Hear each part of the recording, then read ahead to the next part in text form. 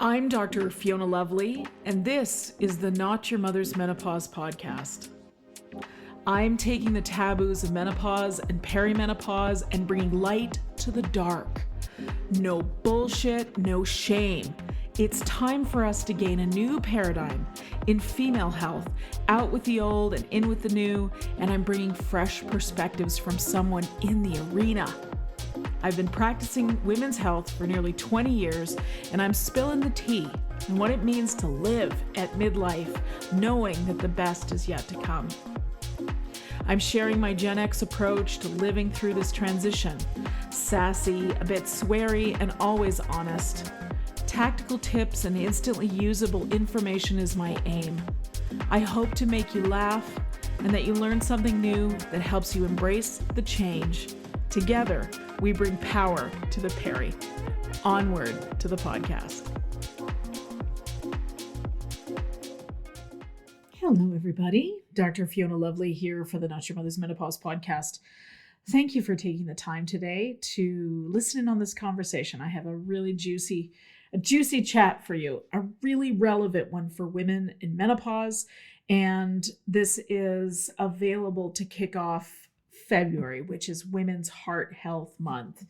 And today I'm having a conversation with Dr. Jayne Morgan, who I'm calling America's Cardiologist. As she does so much popular media, I think it's a totally warranted title for her.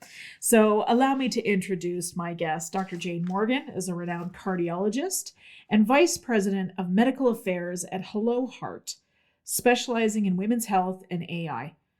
She was recently named to MIDI Health's 45 over 45 list. Yours truly is on that list too. And Atlanta's top most powerful leaders for 2024. A champion for health equity, Dr. Morgan focuses on recruiting minority populations for clinical trials and has a strong background in cardiovascular research. Previously, she was the Executive Director of Health and Community Education at Piedmont Healthcare, where she played a key role in health literacy and led the COVID-19 task force. Her contributions to cardiology and public health include numerous publications and her creation of the social media series, The Stairwell Chronicles. Dr. Morgan has received multiple prestigious awards, including the NAACP Award and the Medical Association of Georgia Humanitarian Award. She is also a frequent medical expert for CNN, Scripps News, and Fox News 5, and hosts the women's health talk show, Healthy Her.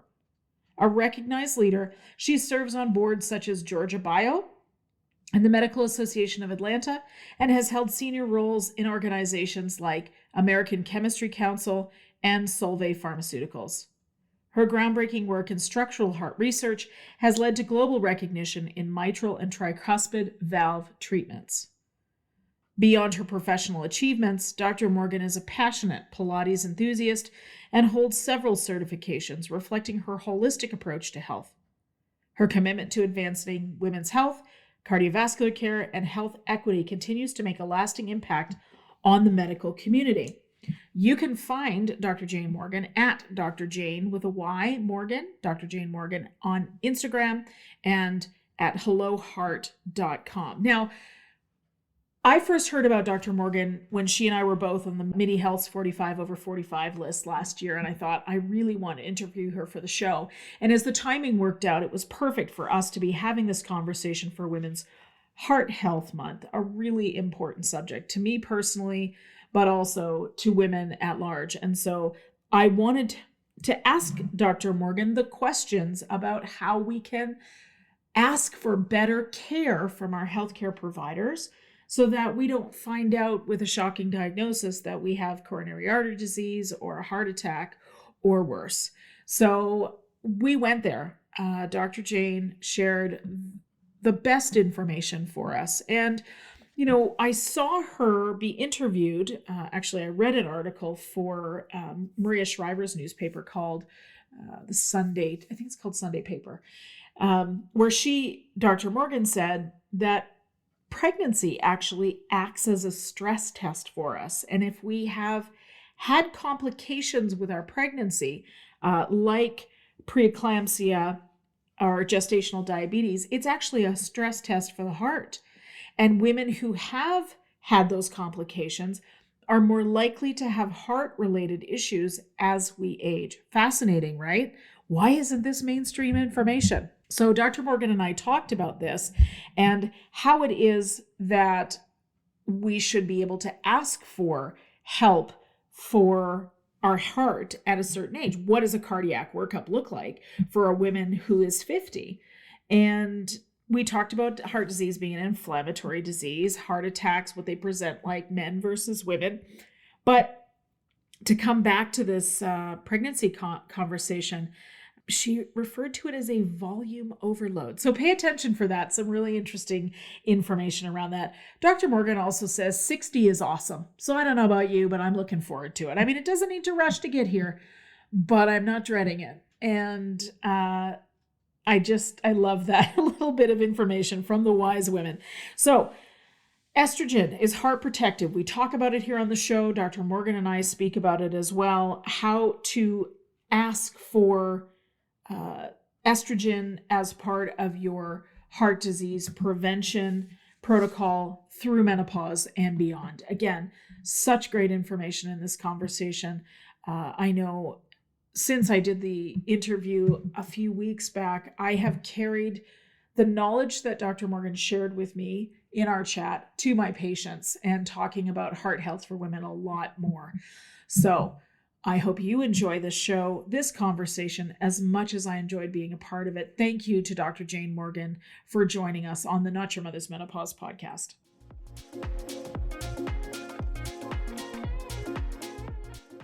Let's talk about stress for a minute. Stress isn't just hard on your mental health, it's also expensive for your biology. If you're dealing with chronic stress, you may want to take a good mineral supplement. Because it turns out when you're constantly stressed, your body burns through a lot more minerals than usual. Chronic daily stress depletes magnesium, potassium, selenium, zinc, and more. Even worse, those mineral deficiencies make future stress hit you harder. If you want to break the cycle of chronic stress, you have to replenish your mineral stores. Minerals make you more resilient to the negative effects of stress, helping you get back on your feet. That's why I love Beam Minerals. Beam makes things easy. You just take a capful of concentrated, mineral-rich liquid each morning. It tastes like water, and it gives you every essential mineral your body needs to deal with the stress in the right ratios with high bioavailability. I've been using Beam for a while now. You'll feel it working within days. You'll have way more energy, and you'll be amazed by the difference it makes for your stress levels. Give Beam a try. Head to beamminerals.com. That's BEAMMINERALS.com and use the code LOVELY for 20% off your first order. Thanks, Beam.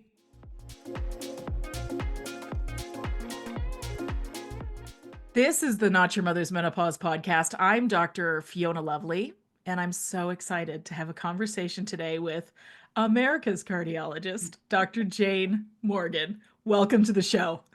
Dr. Fiona, thank you very much. I have been looking forward to this conversation.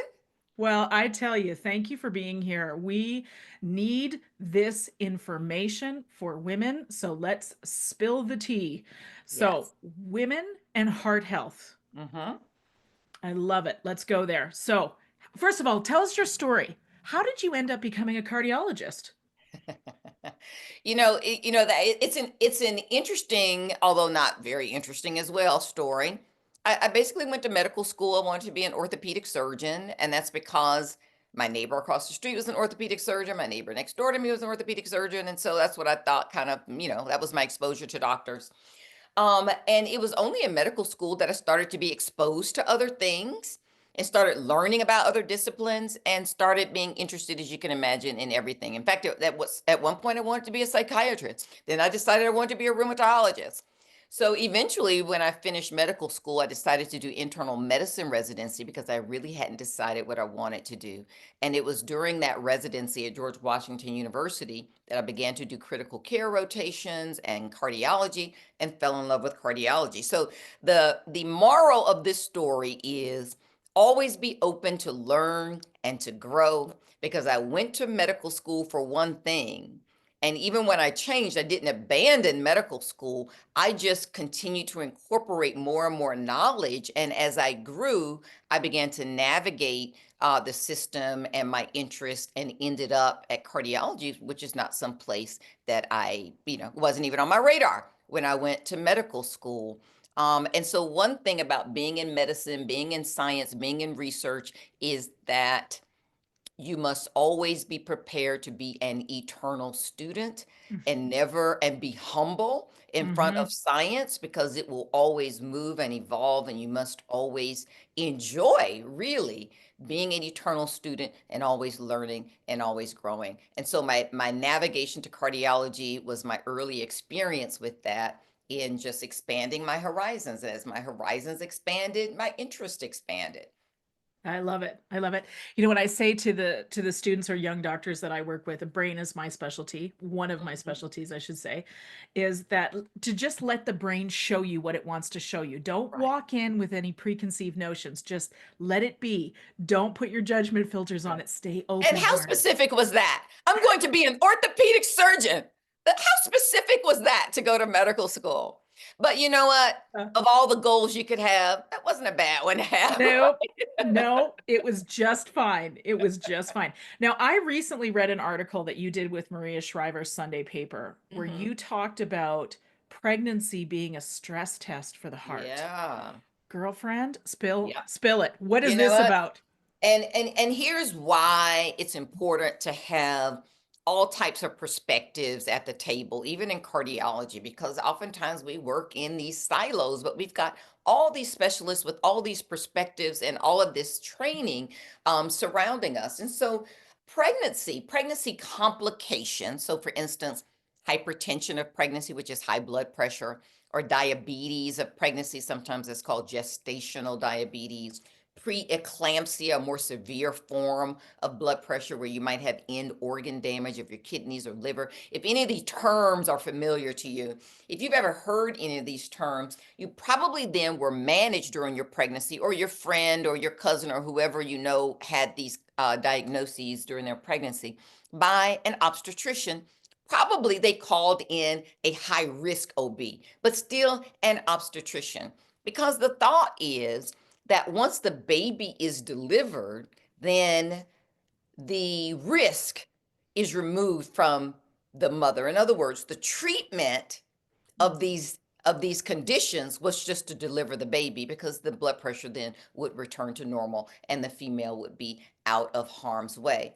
We now know that that is not true. And if you develop any of those conditions, it's really a marker for long-term heart disease. And your risk of heart disease is actually going to be twice that of a woman who did not develop those complications. And here's why diversity of thought is important. And I'm going to give this example just in medicine. So you've got the obstetricians following you because you're pregnant. That seems to make sense, right?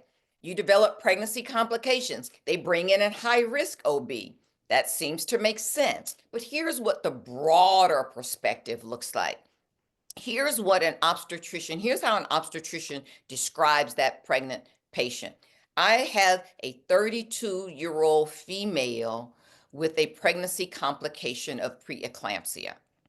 Here's how a cardiologist, if you were to call a cardiologist in to take care of that same patient, cardiologist would look at that patient and say, I have a 32-year-old female with volume overload who now has a failed stress test. Ooh. What's Different volume overload mean? perspective. Volume overload is the pregnancy. So pregnancy in obstetrics, we call that a pregnancy. In cardiology, we call that a volume overloaded state. And while you've got this increased volume, not only of your amniotic fluid that's there in your uterus, but also in your arteries and veins, you've got more volume in your body. It means your heart is working that much harder. A cardiologist is looking at you from that perspective, the pathophysiologic perspective of the strain on the heart. So that exact same 32-year-old pregnant female with preeclampsia that is being managed by the obstetrician, and that's the diagnosis. Cardiologist comes in and says, a 32-year-old female with volume overload who has failed her stress test. That's what preeclampsia means. And if you have failed your stress test, like anybody else who fails a stress test, you need an immediate referral to a cardiologist. That handoff never occurs or rarely occurred in the past because cardiologists, again, this diversity of thought and perspective is never a part of the team. So now we have really been advocating for having cardio OB teams, having multiple specialists on the team, managing that pregnant patient with these complications such that you have different perspectives on how to manage it. Once the cardiologist comes into the picture, then that cardiologist, she or he, is aware of the long-term cardiovascular complications, is aware that the delivery of the baby is not the end of the story, and that handoff needs to happen such that there's long-term management of a patient with the history of a failed stress test. That's the Ooh, pregnancy fascinating. complication. Yes, that's fascinating. So this is one of the ways we can start to, as a system, as the medical system, catch the heart disease long before it's actually a real problem. That's right. At least understand risk stratification. Which of your patients have higher risk than others? And this is why, and listeners of Dr. Fiona's Not Your Mother's Menopause podcast, if you take nothing else from this, I want you to take this from this particular interview. Your obstetrical history, meaning the number of pregnancies you've had, any complications you've had with your pregnancies, your obstetrical history is relevant for the rest of your life. Whenever you see a doctor, even if he or she doesn't ask it, before they exit the room, you need to offer, would you like to know my OB history? Because that history can determine and dictate and help to guide risk stratification for you, and should have a light bulb go off in that physician's head when you give your obstetric history for the rest of your life. That history is relevant. It's not generally asked. If you go and see a doctor, they generally don't ask you about it, other than if you're at the OBGYN. But I am telling you, wherever you go, emergency room, cardiologist, internal medicine, whoever you are seeing, you need to include your obstetric history as a part of your history, because it gives them an indicator of how you need to be managed and what guidance should be provided to you for the rest of your life. Mm. And once again, it's being an advocate for yourself. Right. So often, and I'm sure you see this too, Dr. Morgan, is I'll have women say to me, I don't want to be a bother to my doctor. I know. I And even say that. I'm like, wait a minute, that's what we're here for. Right. Please bother me. That's right. I Please mean, I bother even me. say, I hate to message my doctor. I hate to, I should probably just know this on my own. Why am I reaching out to them? I'm probably their worst patient.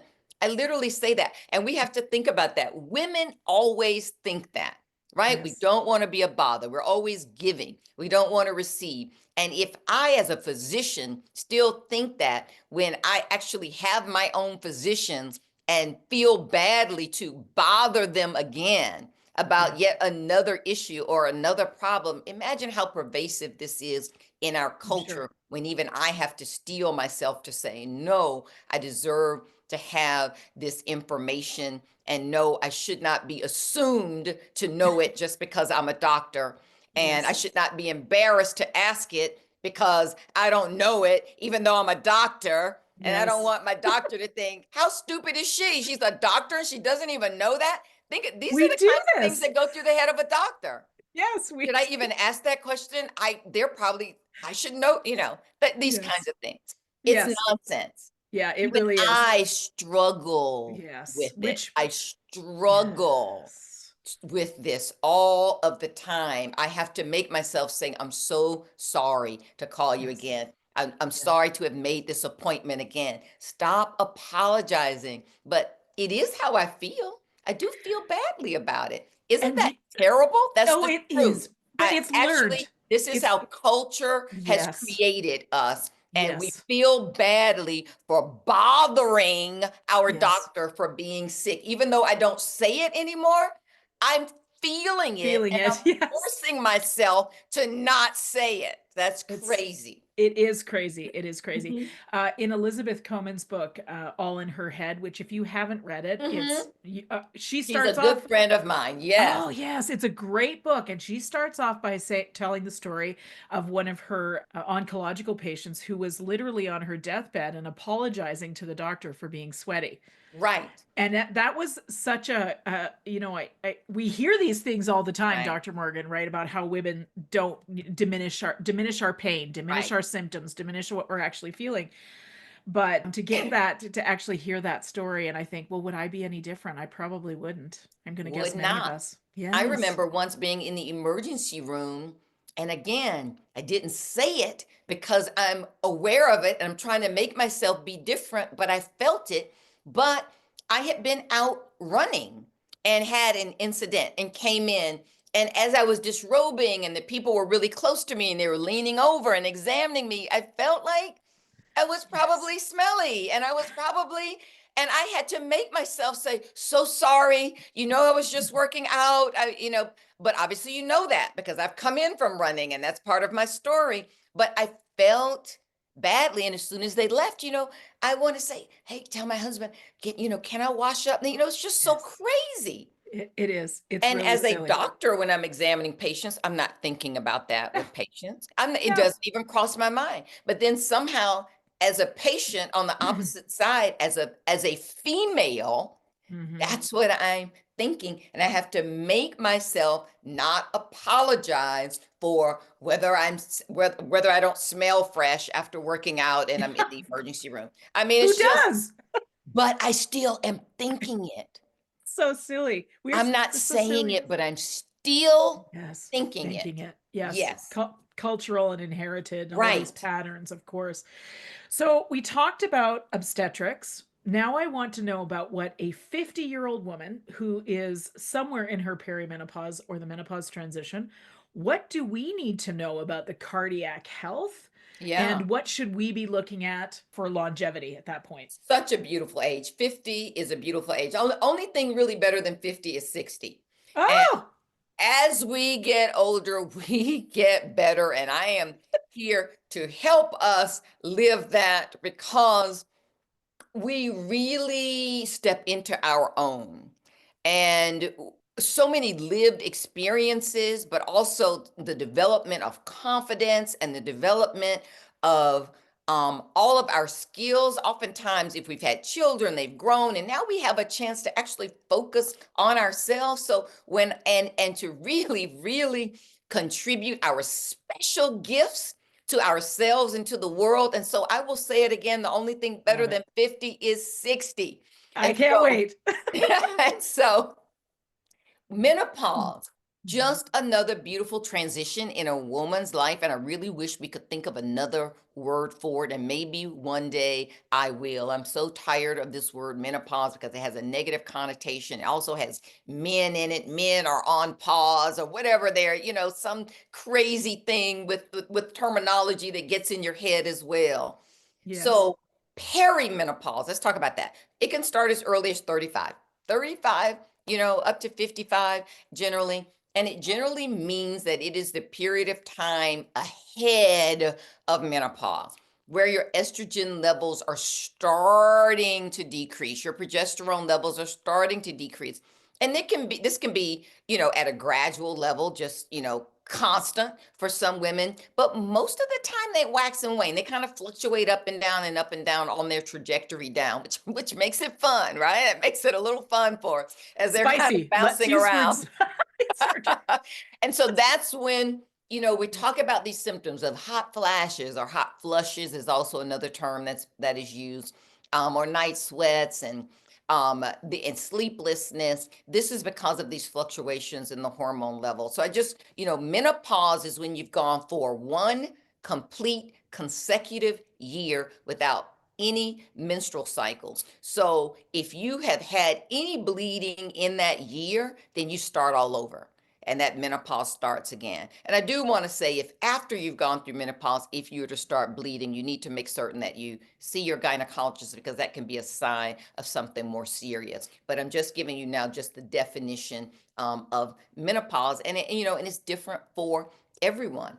Now, why is a cardiologist talking about this? Because remember what I said at the beginning, it's important to have diverse perspectives. Mm-hmm. And so this generally has been a whole area of OBGYNs, but now in walk the cardiologist, because we've got a different take on this. Because here's what happens. As your estrogen levels decrease, what do cardiologists know? Estrogen has receptors on the heart, and estrogen, as it binds to those receptors, has a direct positive effect on the functioning of the heart, on the functioning of the coronary arteries, the arteries that feed blood and oxygen to the heart. Estrogen also has an anti-inflammatory effect. Why is that important? Because chronic inflammation leads to atherosclerosis, which is our big term for those plaques in your arteries that can lead to heart attacks.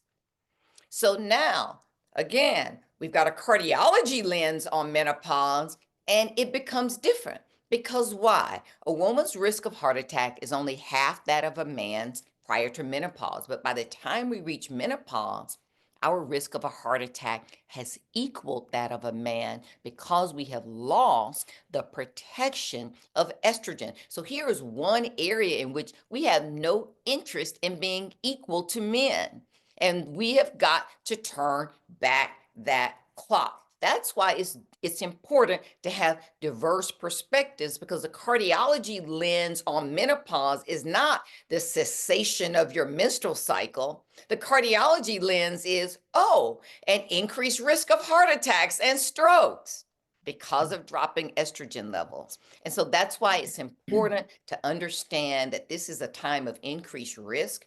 What else concerns me about this time? Concerns me that we don't have a very good understanding of the symptoms of a heart attack of a woman.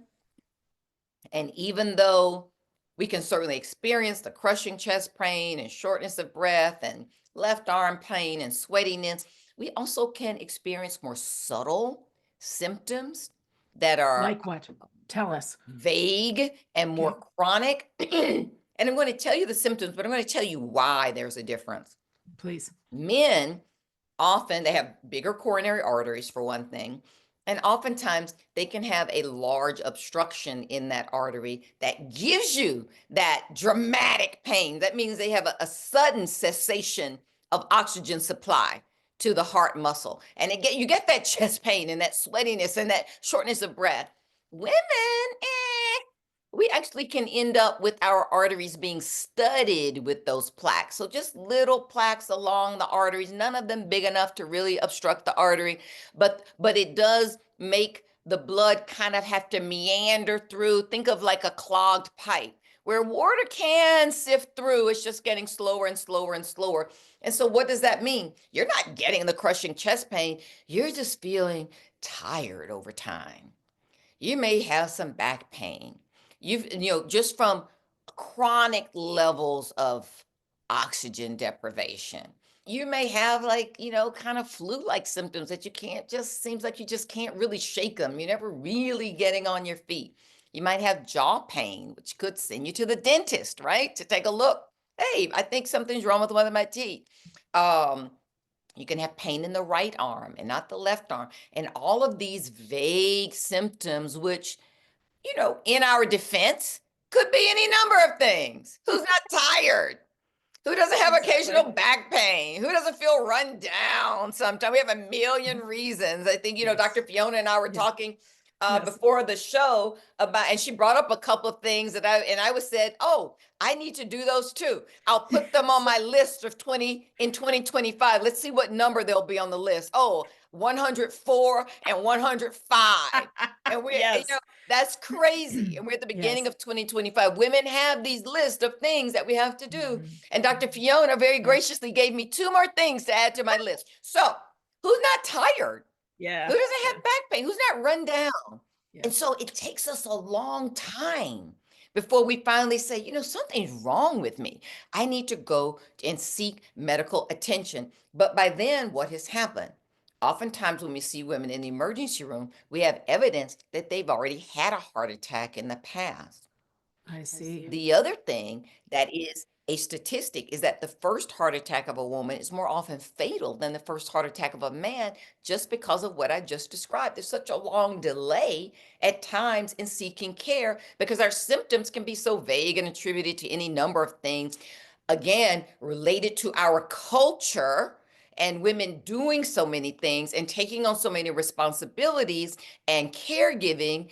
And we have so many reasons to be tired and run down and fatigued and putting ourselves last and not wanting to be a bother and all of these kinds of things. And it ends up to a delay in medical care. And then once we seek medical care, here's the fun part, our doctor might minimize our symptoms too and say, oh, there's nothing wrong with it, and give you the moniker of atypical. These are atypical chest pains, atypical cardiac symptoms. And that word atypical drives behavior and drives action or inaction. It's a subtle implication that this is probably not heart disease, maybe another hysterical woman, blah, blah, blah, blah, blah. It decreases urgency when you see the word atypical, meaning this is not normal. This is not really what we see. It could be in the list of differentials, not really. And what else? That means it delays your care. And that's why we have this statistic of not only heart disease being the number one killer, but it often kills women at its first heart attack more often than men who are taken more seriously, whose symptoms are well recognized and proscribed and recorded in the annals of our textbooks. It's where we're tested. We're all, we are demanded to know these, but women's symptoms are kind of, it's atypical. It may or may not, send her home with an antidepressant.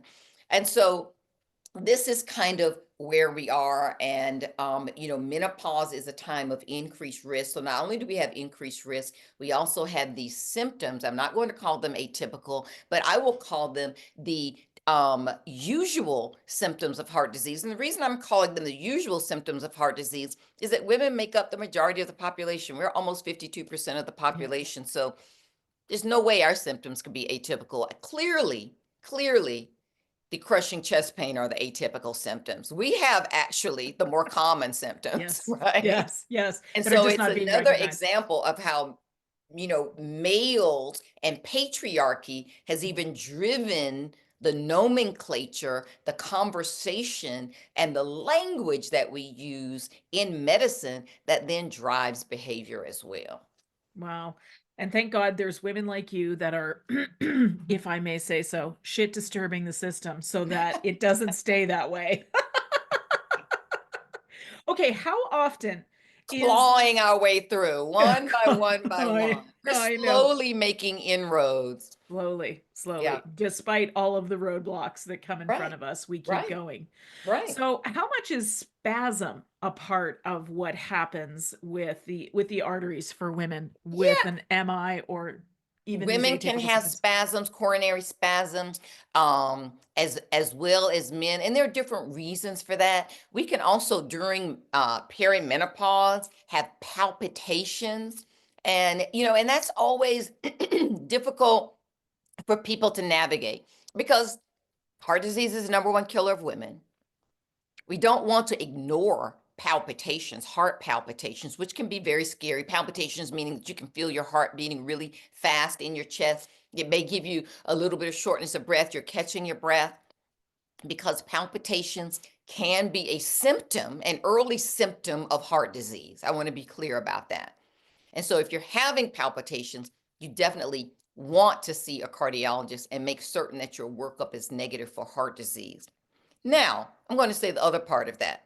Palpitations are also a symptom of perimenopause and do not have to have any correlation at all with heart disease, but are more of a correlation with your fluctuations and dropping in hormone levels. And often the control of that is to actually replace your hormonal levels.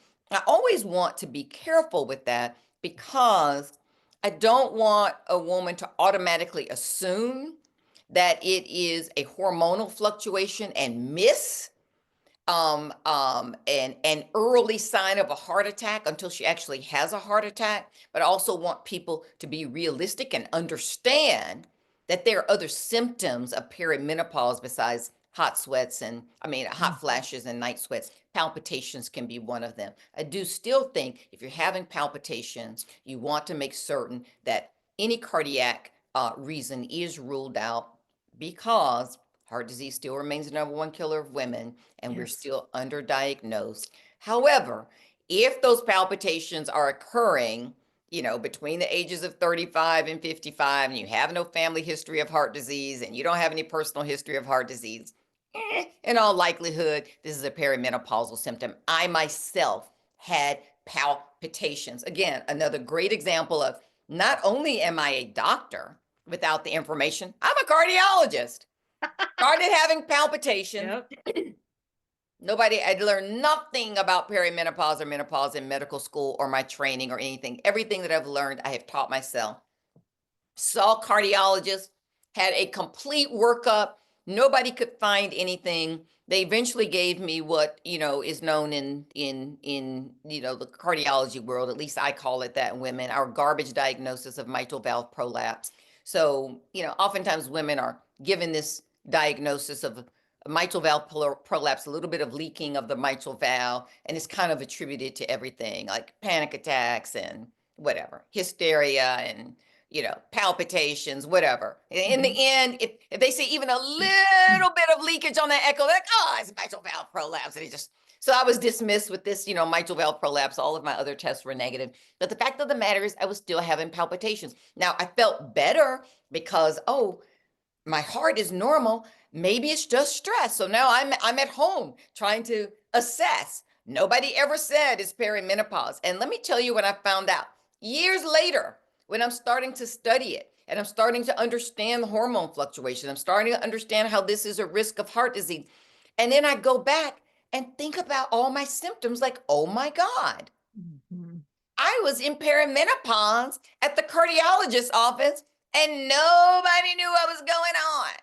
And I'm a cardiologist. So here you go. So this is actually very new information that even the medical establishment, I have tons of my own stories of things. I was started to have vertigo as well, another well-established symptom of perimenopause. There are 84 symptoms of perimenopause. I had 83 and a half of them. So just, nobody diagnosed anything. Bananas, right? And you learned nothing about this in school. You learn nothing about it. And here's something else that was ignored, but is a tenet of medicine.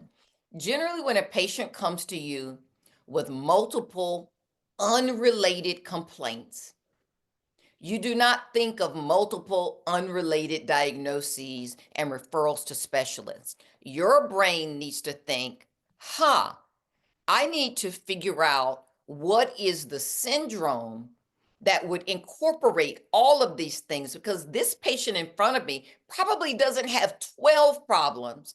She probably has one. And these 12 symptoms are a symptom of this one problem. So those tenets were not followed when I was seeking medical care. So for vertigo, I went to a neurologist. Palpitations, I went to a cardiologist. Nobody could find anything wrong with me. I'm just suffering. It was one thing. It was perimenopause. I even saw my OBGYN. Everybody was treating their own little silo. Yes. Nobody's talking together, and nobody had any understanding of perimenopause. So I'm talking to you from my own personal experience of a system that failed me, a system that I am a part of that failed me. And even I didn't understand that the system was failing me. I was like, what is wrong with me? Oh my God, vertigo. Eventually we all chalked it up to allergies. Your allergies are, take sinus medicine. I think this is, really affecting your inner ear. I went to an ear, nose, and throat doctor to see what was happening. Nobody could find anything. And let me tell you something. If you're going to a million doctors and nobody can find anything, think it might be perimenopause. It's probably perimenopause. Do you know what I this did not reminds? have that information. Yes. And in the end, was reassured in my mind that no one could find anything, and yet I was still suffering from symptoms and didn't know what. So my Yes. palpitations, we decided were stress. My vertigo, we decided maybe it was sinus problems. It was just on and on and on. Yeah, and Yeah, none of them really helpful diagnoses. not totally unhelpful. Helpful.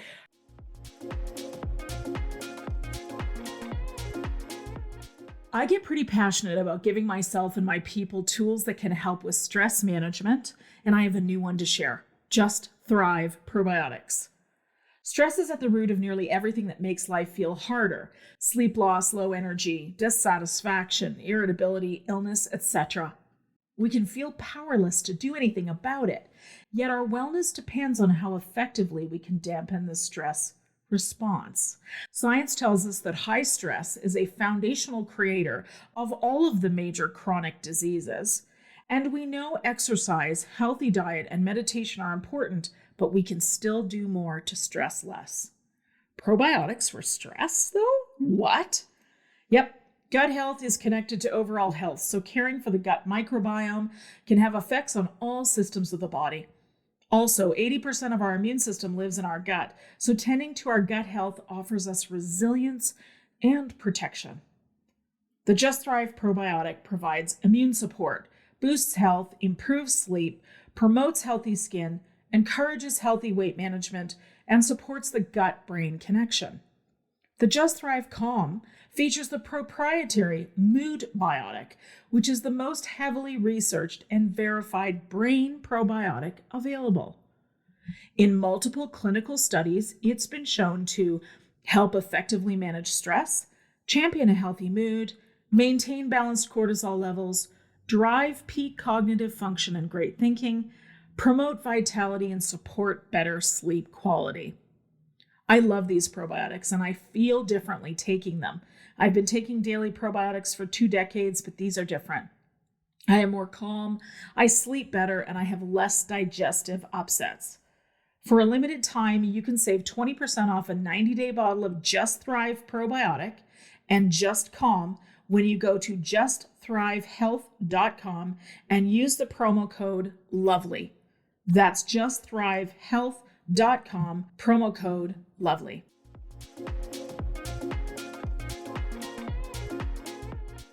Protein and healthy muscle are the organ of longevity. Do you struggle to put on muscle, lose weight, or get enough protein each day? It's a common concern, but there's help.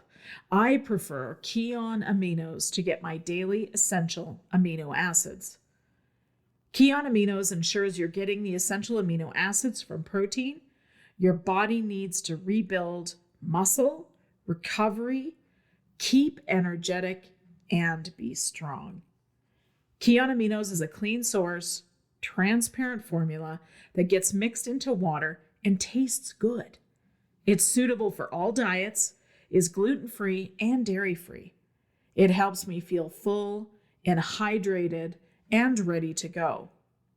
I feel strong and I recover from activity quicker when my protein tank is full. Would you like to get better protein intake and supplement with Kion Aminos? Please go to getkion.com/lovely, where Kion is offering 20% off for listeners of the show. There's a risk-free 60-day money-back guarantee. That's getkion.com/lovely.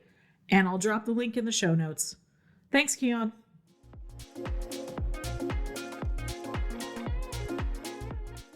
I'm grateful for Oprah's experience of perimenopause. That heart palpitations were her first Right. symptom as well. And she talks about this quite often, or I've heard her talk about it for, oh my gosh, I don't know, 20 years, something like that. Maybe while she was going through it. So maybe she's not quite 20 years, but she said that she was just starting to have heart palpitations. She opened Dr. Christian Northrup's book and there it was right there. This is part of menopause. And then that's how she found herself to the cardiologist, etc. There So you go. And let me tell you, I don't have the resources of Oprah. So, Oprah knew of a book and went straight to it. I didn't know of a book and not a single specialist that I went to knew of this crazy. book.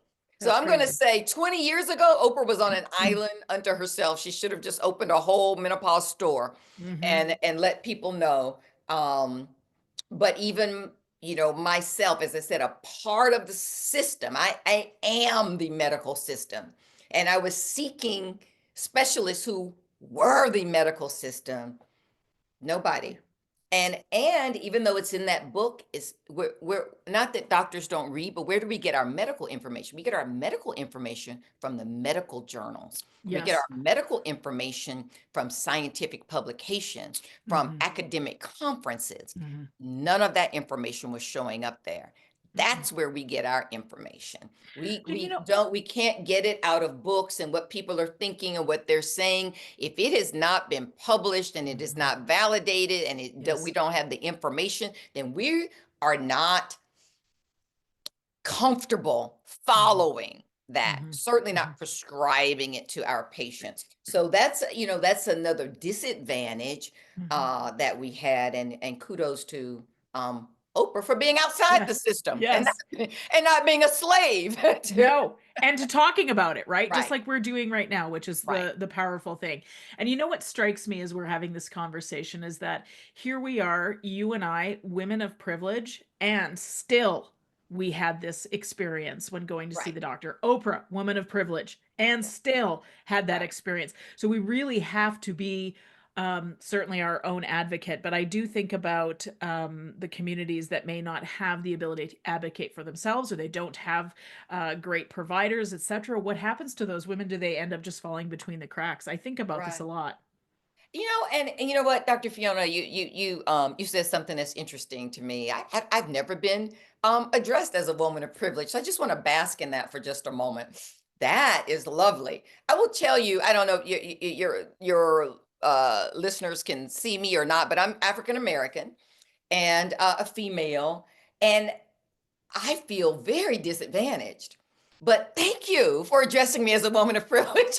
Ye- Absolutely. But the Due to the fact of the hard matter work. is, I have a lot of difficulty navigating the medical system. I have to be very vigilant. I have difficulty navigating careers. I have difficulty navigating oftentimes everyday life.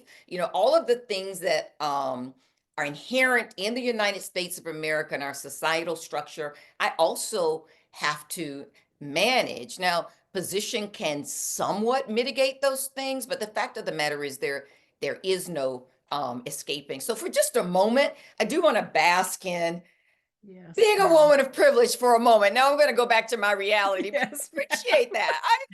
It feels good, but it's not really Mhm. true. Okay. And I like to say I have one foot in and one foot out Hmm. because and now I'm talking about medicine.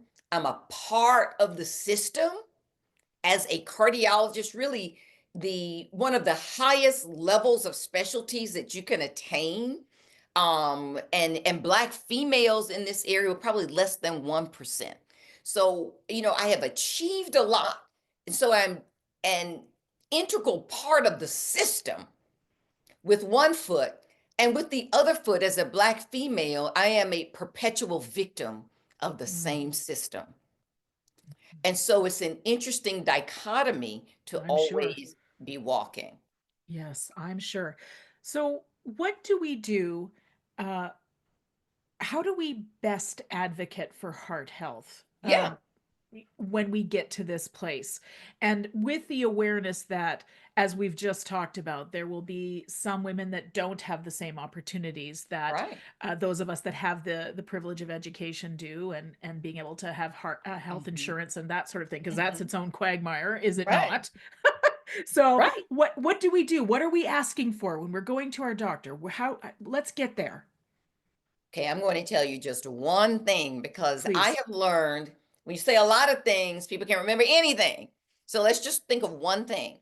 Okay. The one thing for women that I want you to ask for when you are seeing your primary care physician or even being seen in the emergency room, you ask for an EKG before you leave that facility. We women, when I say we, women, we go in for our annual exams, we go in for our gynecologic exams, they rarely include an EKG. We're so focused on the reproductive system when we go in for our annual exams, that nobody remembers that a woman has a heart, a brain, a lungs, a liver, right? So we got to get the pap smear. And these are important, right? We want to decrease the risk of cervical cancer and uterine cancer and all of these kinds of things. But the fact of the matter is, men get EKGs on their physical exam, but women don't. For the most part, we don't. And here's why it's important, for two reasons. If you're not having symptoms and you really are there just for your annual physical exam, you feel great, there's nothing wrong with you, you need an EKG on your record as a baseline. You need to have something on your record. If in fact you're having symptoms, and remember, when I say symptoms, I'm not talking about chest pain, I'm not talking about shortness of breath, you just don't feel great. You just kind of run down. Whatever your symptoms are, ask for an EKG, because that could be the aha moment for a physician who's dismissing your symptoms and sending you out with some other nonsense prescription for some medication, like, whatever. I won't even say. But Yeah. that EKG will be the indicator of whether they are going to readjust their thinking or not. So always, always make certain you ask for an EKG. By the way, doctor, I agree. I might, just have the flu, or, maybe this is just a migraine, or maybe I need to take a vacation. I'm just run down at work. But could I just get an EKG before I leave? No doctor will say no. They cannot say no to the request of an EKG. So even if they don't want to do it, they can order it on their way out the door. And then they must look at it before you go. That's all you want. So if there's one thing, I'm only giving you one thing, you ask for an EKG, whether you are well or unwell. Whether you think your symptoms are related to heart disease, whether you think they are not related to heart disease, just ask for an EKG. That's it. Okay. Gets the conversation started. There we go.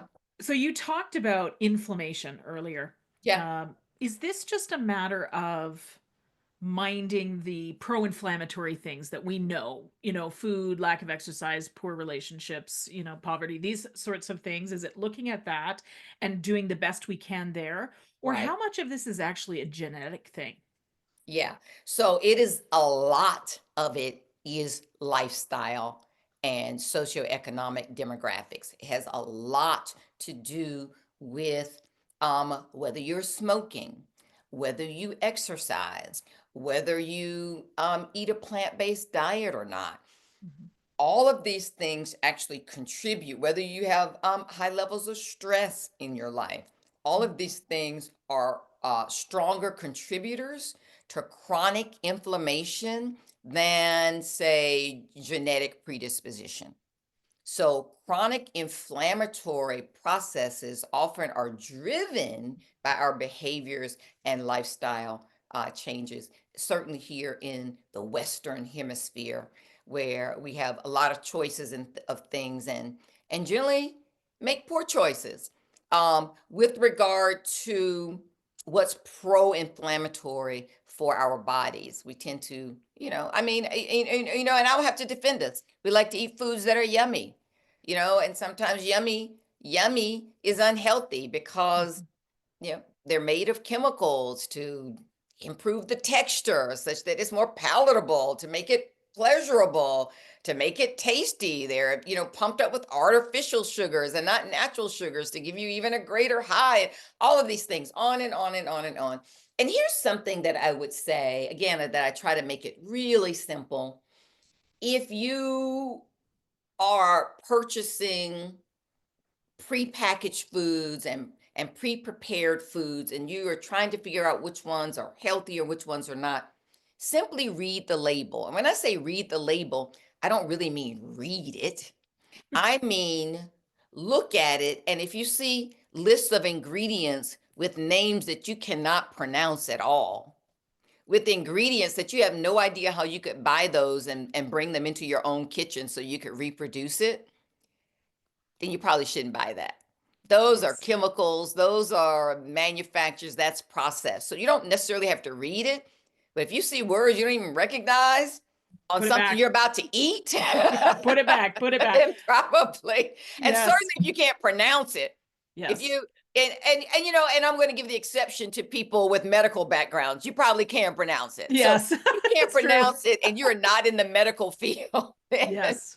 It's true. so that's probably just a great indicator to give you an idea of, okay, how do I even navigate this? I'm not even sure. This says natural on the package. Mm, This says, for your health. This says approved by this. So I just want you to look at the packaging. People don't like to look at it because they can't really understand it. But if you can't understand it, that's a great it's a indicator of, sign. oh my Put God, I don't even put it know what back. these mean. Right. Yes. If the word that Yes. describes the ingredient has numbers in it, Forget I it. don't really have any words that have Forget it. numbers in Forget it it. in the English language. What I always tell my patients is if you look at a label and it's not stuff that was in your nan's pantry, put it back. Just Right. put it back. If it's Right. and basically you're going around the outside of the grocery store, Yeah. right?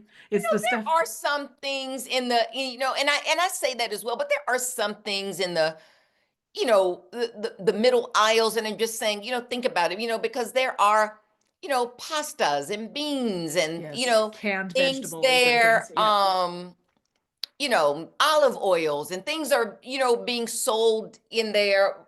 Yep. But again, just think about it. Some cereals are better than others. Some, so just Just navigate, yes. Yeah. navigate. But in general, yes, the more natural foods are on the outside, but some of our staples are inside, In there. as I can think, whatever, stewed tomatoes and canned tomatoes, Yes. if you're eating canned foods, so whatever. But Yes. just I'm not saying be perfect. I'm saying 80/20. make discerning decisions Yes. of the less bad of the two. So Yes. maybe that's what I'm saying. If you're going to get the ho-hos or the donuts, get the ones with the least amount of process. So, try to Yes. mitigate, right? We're going to Yes. scale back. Yes. And so that's really, what we're talking about. Super important. Well, I think this conversation has brought a great deal of really useful information to my Yeah, listeners, Dr. Morgan. Thank you so much. If people want to find out more about you, where do sure. they go to do that, please? Listen, go to Instagram at Dr. Jayne Morgan, Jayne. There's a Y in my first name. Morgan, Dr. Jayne Morgan. Instagram, X, Threads, TikTok, YouTube, I'm there. And also on LinkedIn. I do a lot on LinkedIn Mm, at Jayne Morgan, MD, Jayne MD. And I'm there really every day, as well as Instagram. I talk science and medicine, 95% of the time. I do a lot of media interviews. So I will post those because the media interviews do give you information. I do Stairwell Chronicles, which is 60 seconds of me sitting on my stairs, generally on Wednesdays, where I give you one little nugget of information that hopefully can help you go out and have a healthier life that day. Something about medicine, something about science. I'm a big women's health proponent. I'm a big proponent of diversity in clinical trials and improving the health of all populations. So follow me just for easy to understand, easy to incorporate into your life, medical and science tips, plus all my news interviews that I do. You can just follow along there and learn at your leisure. And hopefully it's easy and not yes. cumbersome, and there are no big words, and it just floats over you while you're just sipping a cup of coffee. That's perfect. So you've earned the title America's Cardiologist. Now, thank you for that. Now, I have a Thank you. question that I ask every guest. Sure. It's the last question of the interview, and it goes like this. Knowing what you know now, Dr. Morgan, what Yeah. would you tell your younger self? Oh, my younger self. I would say to be more of my authentic self earlier, to not have focused so much on surviving, but to have focused on thriving. And I think sometimes, certainly as a minority female, the focus is just on surviving every step of your career and not trying to avoid the landmines. And I would say probably that I should have felt comfortable demonstrating my confidence instead of minimizing it to make others feel comfortable in the Mm. room. I've spent too much time trying to make others feel comfortable with my presence instead of really exalting all of the brilliance that encompasses me and being comfortable saying that I'm brilliant and competent without being worried that someone may think I'm arrogant or someone may think I'm too big for my britches and blah, blah, blah. Men never think that. I wish that if I could go back, I had the confidence to stand up for myself when people were being abusive, to speak up when I knew the answer, but I didn't want to make my boss look bad, that sort of thing. I Yeah, love it. That's great advice. yeah. Dr. Jayne Morgan, thank you for joining us on the show Yeah. today. It's a Thank you. pleasure. Bye. Take care. Bye for now.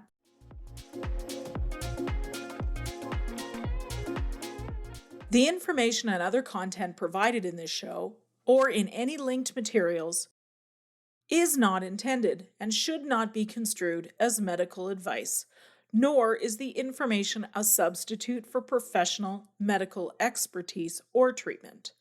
We are doctors, but we aren't your doctor.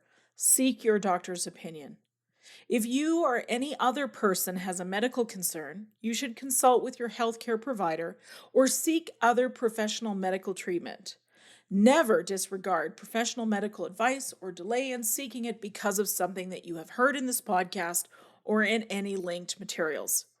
If you think you may have a medical emergency, call your doctor or emergency services immediately.